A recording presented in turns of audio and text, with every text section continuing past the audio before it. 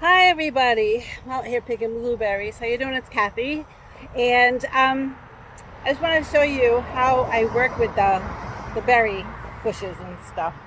Um, if you had seen it before, this is how I do the cover, the cage thing on there. It's just the ribs from a gazebo, just a cheap gazebo. It doesn't have to be a real strong one, with the heavy duty deer netting around it, wire ties. Now, this is my door. I also have a door in this back. And another time what I would do, I'm going to leave all four corners open and just fold them over and put I'll show you this one. Just put like a piece of a coat hanger or something to hold the corners closed, like that. And that's good enough, and it keeps most everything out. With the corners open, that was my experiment this year, and it makes it easy to get in there without having to crawl around on the ground, because I'm getting older. I don't want to be doing that anymore. And as you can see the berries, because when you're in there picking, you knock them off. Now, we have enough coming off because of hail and all kinds of crazy weather that's been happening. But you don't need to be knocking off good berries on the ground. Then you can never get them back. So I've been out here maybe an hour picking, and I wanted to show you how I do it. I use one of these. My mother used to use a coffee can, but it finally died on me, and like the inside was getting weird. So I use this because actually it's easy to wash. I can disinfect it if I have to. Poke a couple of holes, run a string. I put clips out here, so if I have to clip back the net or tie up something, I have them and I don't have to go hunting. And this is just a bed sheet. I think it's a twin size. And I have some these are broken fishing rods. And I use one of those Gorilla clips, like that, just to hold it. Like a magician, you can just push it back there without having to climb. And it saves a lot of your berries. So that's how I do that. Usually when this bucket will get about 3/4 full, I go in to put them down. I use a plant flat, and I line it with like a dish towel or a rough towel, so that all those the little things from the end and little twigs and all that stuff, they stick to the towel. Makes it really, really easy to clean your berries. And if you use a light colored towel, it's easy to see anything that you have to go fishing out of there. And just makes it really easy to sort and clean your berries out without ended up with like a whole bunch of stuff in there. I put them up in bags, like school lunch bags, because they get, number one, they're pretty cheap. It's easy for people to put in their car. They don't go like, the pints can like go flipping over or something. They're easy to grab a snack while you're driving. And I put them in pints, and I add an extra handful like to snack on the way home. And that's what I do, so that I can't on my leg. Sorry, that was an ant. The goat just hopped up on. What was that? Oh, with the extra handful, because people are getting them. Actually, a friend of mine, he comes like every other day and gets 2 pints. He gets 2 pints because he eats 1 pint on the way home. So I says, ooh, I'll bet you everybody. So if somebody's looking for a recipe, you don't want them to be short. Like when I make pancakes, it's like blueberries with a little pancake holding them together.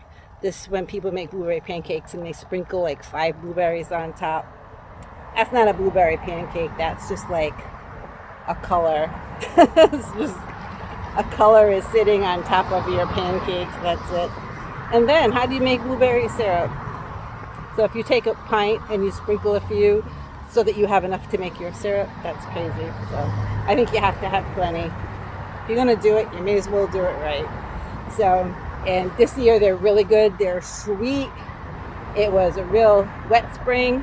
It was pretty cool. And I loaded them up with the manure, the goat poop. My compost is probably at least 50% goat poop. Maybe not that much, but yeah, because that's the stuff from the barn and all my trimmings and everything. So it's really, really good. I have a container, the water container with the little tap. I put manure in that, and then I have like a little tap that I can put some in my watering can, the manure tea, and dilute that down. But if I'm planting something big, I just dump some straight right in the bottom of the hole, because the goat doesn't burn anything, so it's really, really good.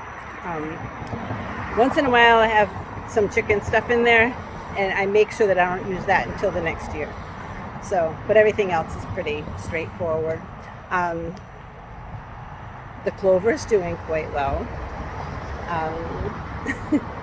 My dad's gardens and stuff are surviving this heat. We've had a heat wave today. It's not too bad. That's why I'm trying to get most of these bushes done. But not too bad today. It's supposed to rain.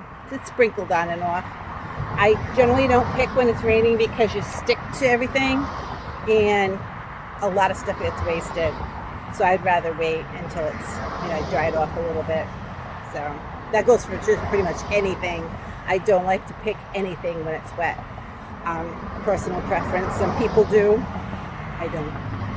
So that's it. I just want to show you how that works with the berries. And you can do that. They're really loaded this year. And it's not, this hasn't been, I picked this bush blue bear, last Thursday, I think it was. Yeah, it was the morning before the farm stand. Yep. So usually we pick once a week. What I should do, since I'm older, I should probably pick a few times so I'm not out here as long. But it's been so hot. That was my plan, to pick more. But this 90 something degrees with 80 something percent humidity and all that stuff. It's like at my house, I don't know what they said at the airport. We had the heat wave, but there was a couple of times it hit 97 here. And in the house with the dehumidifier running 24/7. Let me show you this. This is crazy. This is crazy insane. Like, it's not too bad right now. I will show you how this is running. And it's been running more than this when it's like been more humid. Like I said, it's not too bad right now. Go under here. That's my dehumidifier, the hose. And that's just real time. That's not fast. That's not anything. My dehumidifier was going, and I have that coming out. Is the hose comes out here, and it was on this bush for a while.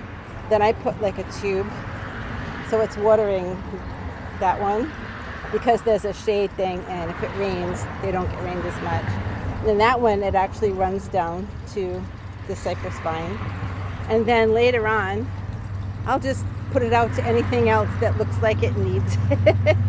But that's what my dehumidifier does. It just waters the outside.